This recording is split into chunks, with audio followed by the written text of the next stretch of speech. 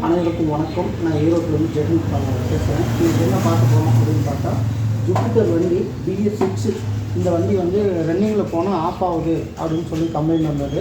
ரெண்டாவது வந்து நிறுத்தி வச்சு ஒரு ½ hour கழிச்சு நிறுத்தி வச்சு வண்டி ஸ்டார்ட் பண்ணால் ஸ்டார்ட் ஆகலை அப்படின்னு வந்தது. கம்பெனியில் விட்டு பார்த்துருக்குறாங்க. கம்பெனியில் வந்து இந்த டேங்க் மூடி மாற்றிட்டாங்க. டேங்க் மூடி மாற்றி வண்டி கம்ப்ளைண்ட் அரெஸ்ட் ஆகலை. அப்புறம் வேறு ஒருத்தர் சொல்லி நம்மகிட்ட வந்தது. நம்மகிட்ட வந்து எல்லாமே செக் பண்ணி பார்த்தோம். ECMு, இன்ஜெக்ட்ரு, ஃபியூல் பம்பு எல்லாமே நம்ம கழட்டி செக் பண்ணி பார்த்தோம்.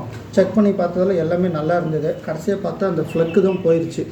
இந்த ஃப்ளக்கு தான் இந்த வண்டியில் வந்து கம்ப்ளைண்ட்டு.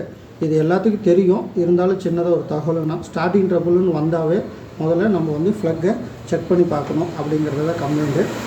ஒரு தகவலாக சொல்கிறேன். இன்னொன்று என்னென்னு பார்த்தீங்கன்னா, BS6க்கு RG8MC5 இந்த ஃப்ளக்கு தான் போடணும். BS6ல் வந்து என்ன கம்ப்ளைண்ட்டு ஃப்ளக்கு இருக்கோ அந்த நம்பர் உள்ள ஃப்ளக்கு தான் போடணும். சின்னதாக ஒரு தகவல்.